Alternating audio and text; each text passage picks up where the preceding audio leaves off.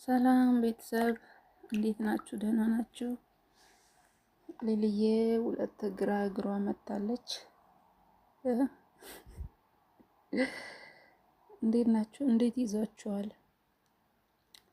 እንዴት እያረጋችሁ ነው?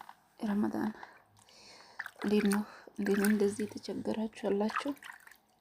ልክ ከኩሽና እንደወጣው ሻወር ገብቼ ከዛ እንደዚህ በሙቋ ዘበዝፋለሁ እግሬ። እስኪ እንዴት ነው እናንተ እንዴት ነው የምታደርጉት? እግራችሁ ነገር ሌሊዬ ሁለት እግሯ እንደዚህ ነው ብላችኋለሁ። ያው እኔ ከዚህ በፊት ዘፈዝፋለሁ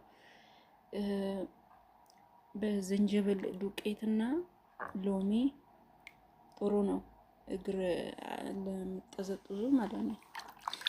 እና እንደዛ ብታደርገውም ቆንጆ ነው። እኔ አሁን የዝንጅብል ዱቄት የለኝም አልቋል። እና እንደዚህ በሙቅ ውሃ ዘፈዘፍኩላችኋለሁ። እንዴት ነው? እንዴት ይዟችኋል? ምን ይመስላል? በዛው ላይ እናንተ አረብስማ የራስ መታት ምቀኛ እንዳይመስላችሁ።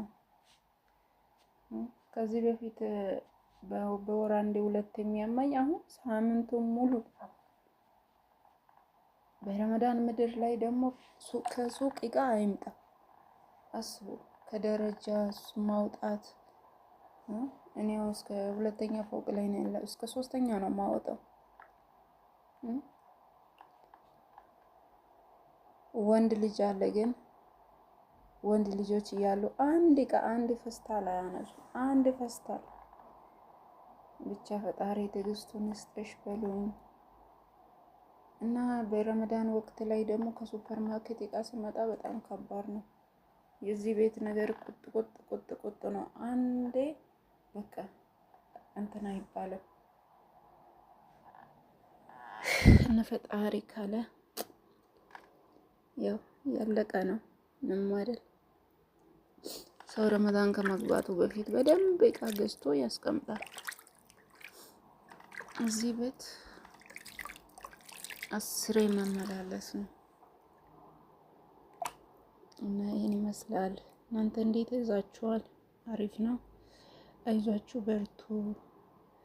ቤቱን ሰብስክራይብ አድርጉ፣ ላይክ አድርጉ። እንደዚህ እግራችሁን አሞላቁቁት።